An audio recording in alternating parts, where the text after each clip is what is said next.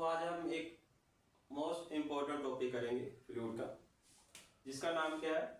Viscosity. Viscosity actual में क्या है?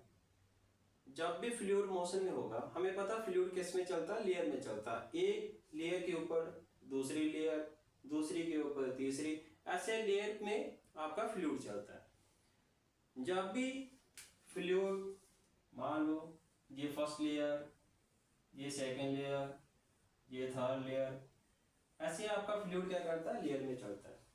जब ये फ्लूइड मोशन में होता ना, तो इनके बीच, लेयर के बीच में एक इंटरनली फ्रिक्शनल फोर्स का सेटअप बनता है।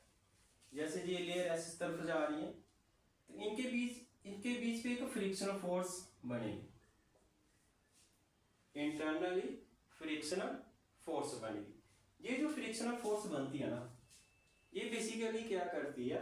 ये जो मोशन हो रहा है किसका? फ्लूइड का रिलेटिव मोशन जो हो रहा है, उसको क्या करता है?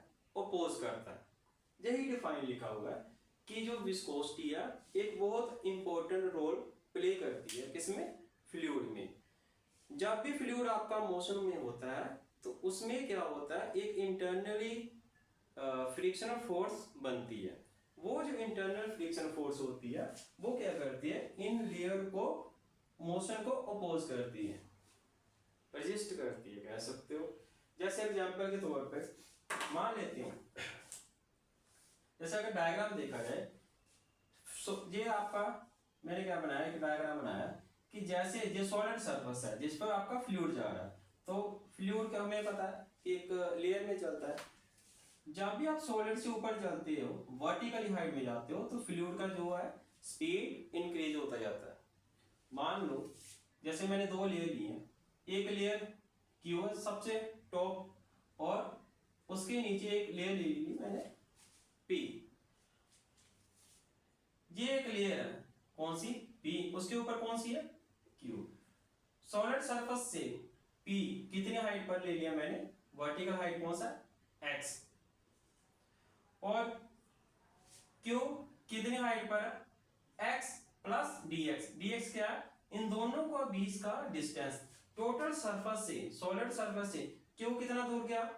एक्स प्लस इन दोनों के बीच का डिस्टेंस डीएक्स। तो टोटल कितना बना? X plus DX. अब हमें पता है जैसे जैसे सॉलिड से ऊपर जाते जाओगे, स्पीड क्या होती है? इंक्रीज होती जाती है फ्लूइड की। अगर इसका वेलोसिटी मैं v मान लेता हूं, तो इसका कितना होगा? कुछ इंक्रीमेंट होकर ही आएगा। कहने का मतलब अगर इसका v है, तो इसका कितना होगा? v plus dv। कहने का मतलब अगर इसका 10 होगा, तो इसका कितना होगा? 10 से ज्यादा ही होगा, 11 होगा, 12 होगा। तो मैंने इसको क्या लिखा कि p का अगर v है, उसका अगर वेलोसिटी, तो ऊपर वाले का कितना होगा? v plus dv। अब इनके बीच में एक फ्रिक्शन फोर्स क्रिएट होगी, internally frictional force.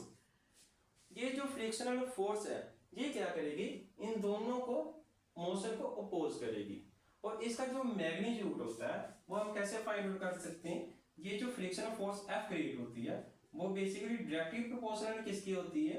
Area of layer into velocity gradient. Velocity gradient किसके इक्वल टू होता है?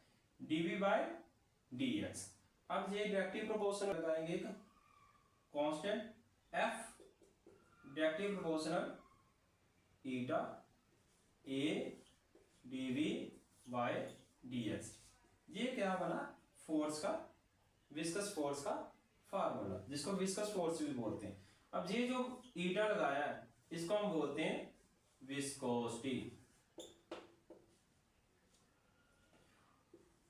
और इसका जो यूनिट होगा, अगर हम यूनिट निकालें, तो क्या बनेगा फार्मूला?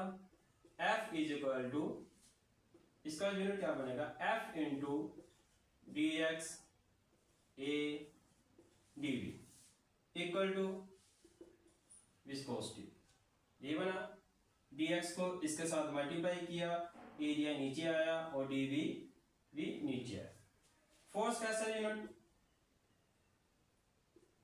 न्यूटन डिस्टेंस का metre, area metre square, velocity का मीटर पर सेकंड।